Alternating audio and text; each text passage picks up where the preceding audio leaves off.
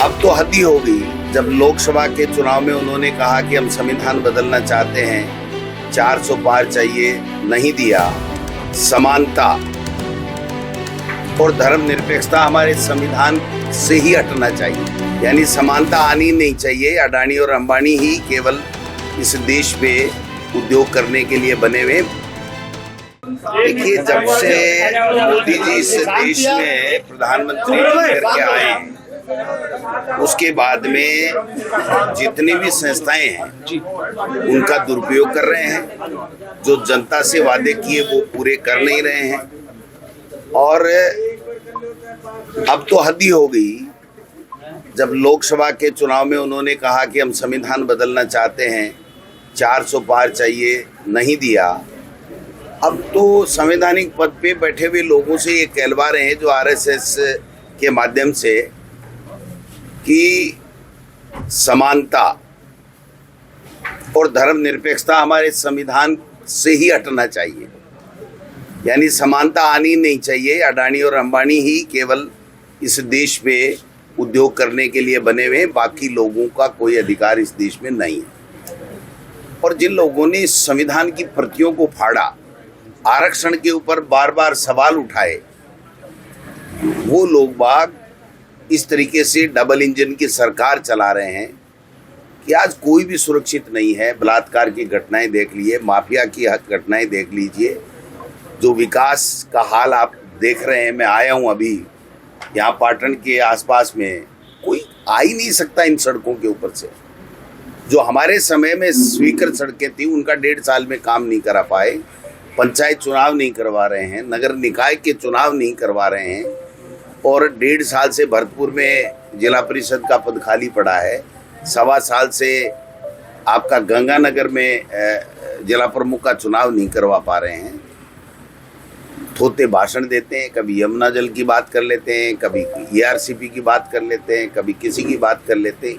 1 रुपए का काम, अगर विकास का काम इन्होंने कराया हो, एक कोई ये ऐसी योजना लाए हो, बुजुर्गों की पेंशन बंद हो रही है, विदेशों में जो गरीब के बच्चे पढ़ रहे थे उनकी जो छात्रवृत्ति देते थे, उनको जो सहायता देते थे, वो इन्होंने बंद कर दी। कहने का मतलब यह है कि इस सरकार के द्वारा केवल और केवल संविधान विरोधी कार्य किए जा रहे हैं, जिसका विरोध हम लोग कर रहे हैं। और जा करके हम लोगों को, सर 2 दिन पहले अब अमित शाह का दौरा था प्रदेश में, उसको किस तरीके से देखते हैं? क्या किया अमित शाह ने?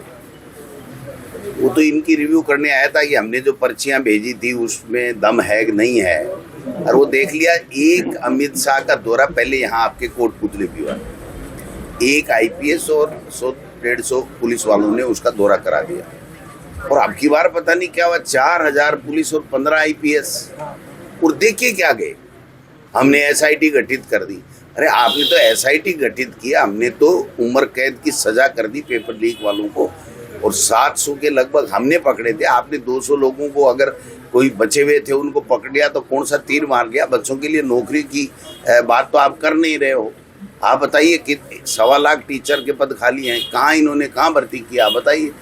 SI भर्ती का ये निर्णय नहीं कर पा रहे, कोई निर्णय नहीं कर पा रहे। आप कह रहे हैं कि हमने तो झूठ बोला था, कांग्रेस की सत्ता जो थी उसको बदनाम करने के लिए, हमारी सत्ता लेने के लिए झूठ बोला। यही तो बात हुई ना।